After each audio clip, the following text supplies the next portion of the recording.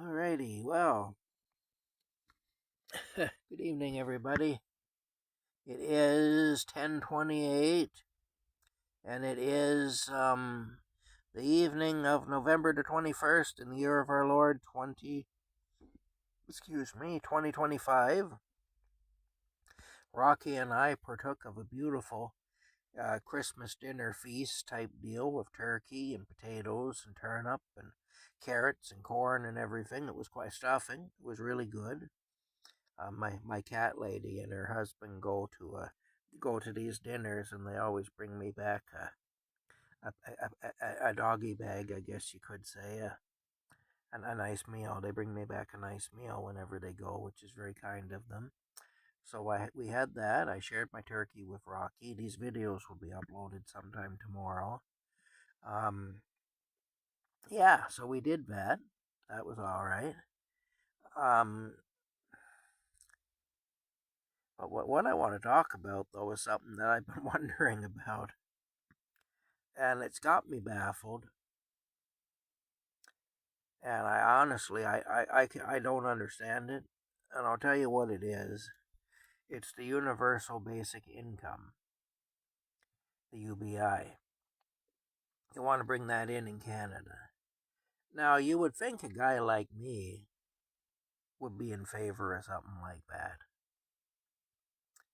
And I might be if I understood it, but I don't understand it. And I'll tell you why I don't understand it. It's because,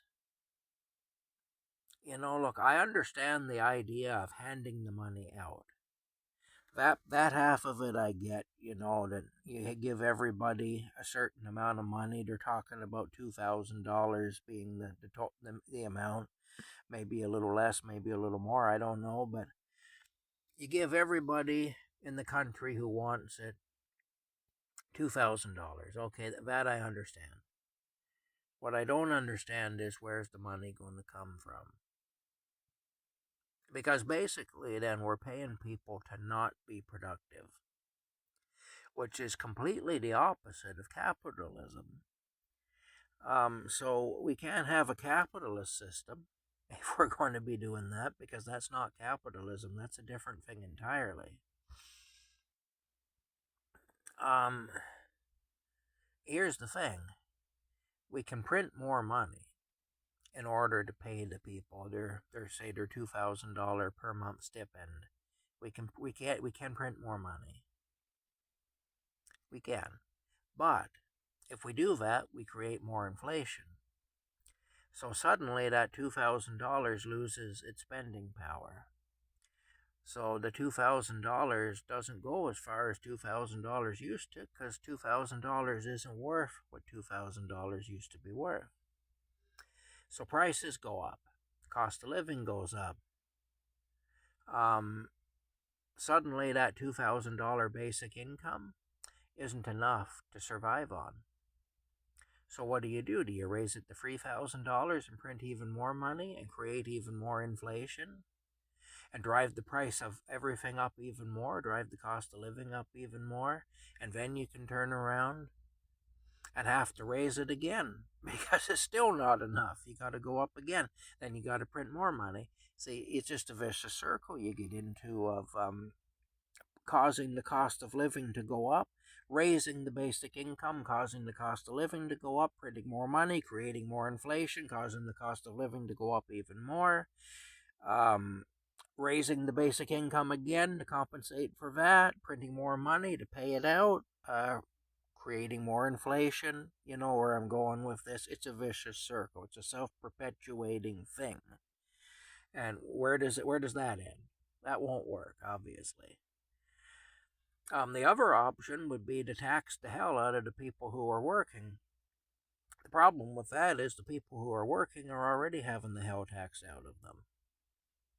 And they're pretty much at the breaking point. I mean, you can only put so much of a burden on a person, Look, if you have a pack animal, let's say you have an animal, a pack mule, and you go up into the mountains or whatever with your pack mule, you can only put so much weight on that mule. that mule will collapse under all the weight if you put too much weight on it. The same is true if you have a truck. A truck is rated to carry a certain amount of weight.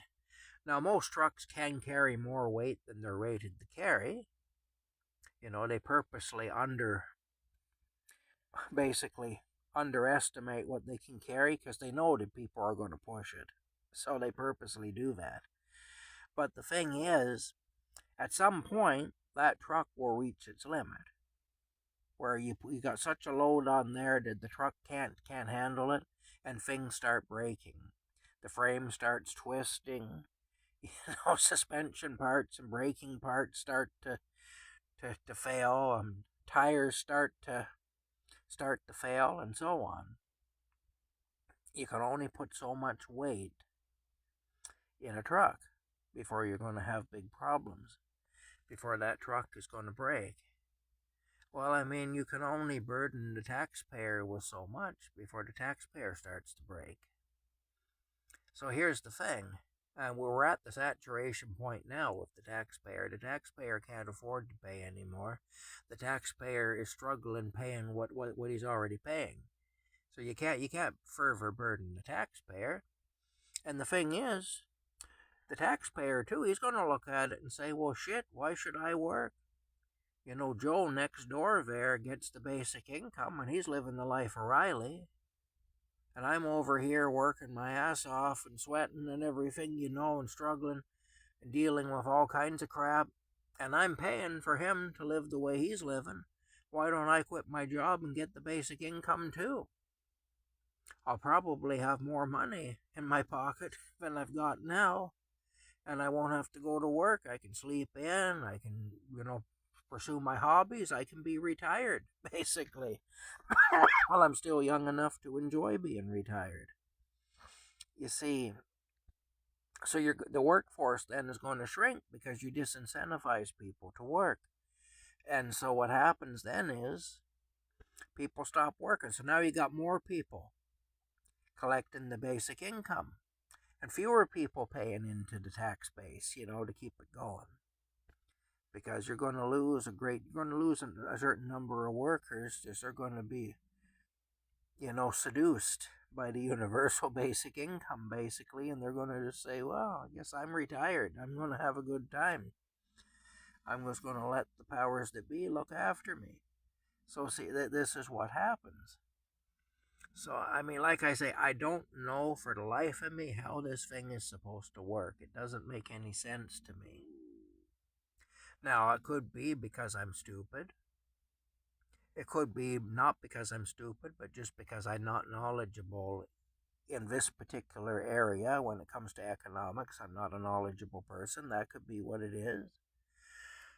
Or it could be that the reason that I can't see it working is because it can't work. I don't know which of the three it is. All I know is, as I turn it over in my mind, it looks more and more like it just can't work.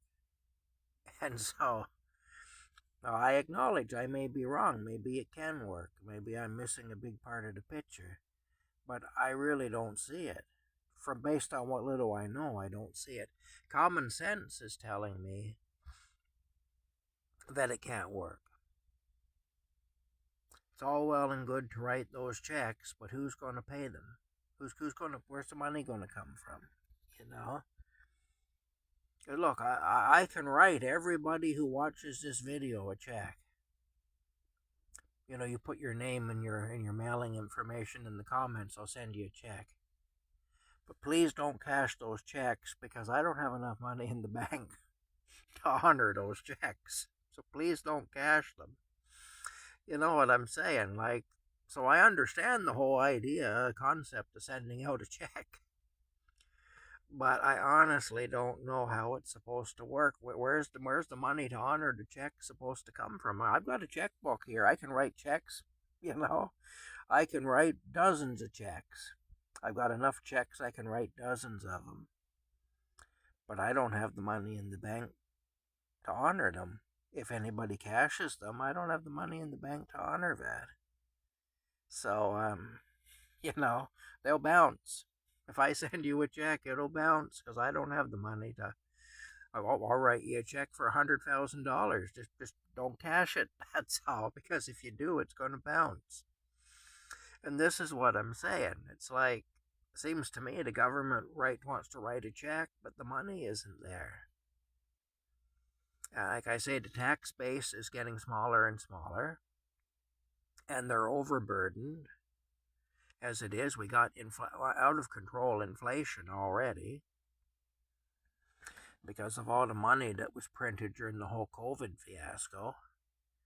So I really don't know what we're going to do. I mean, it doesn't make any sense to me, this universal basic income. Like I say, you'd think a guy like me would be in favor of it. But I can't be because I don't understand it. It doesn't make any sense to me. Anyway, that's it. I don't know. I think somebody's running a con job somewhere. It doesn't make a lot of sense. Whoever's behind this whole thing, I certainly wouldn't want to buy a used car or a horse from them. If I bought the horse, I'd be looking at its teeth, I'll tell you, before I bought it. But like I say, they say you should do that. Always look at the horse's teeth. That's what the old horse people used to say. They say you can tell a lot about a horse by its teeth. Anyway, somehow I think that the horse of universal basic income has some serious dental issues. That's what I think. Anyway, like I say, I acknowledge I may be wrong. I may be missing a big part of the picture, but I'm really not getting it. I'm really not. Doesn't make a lot of sense to me anyway. All right. Good night, everybody.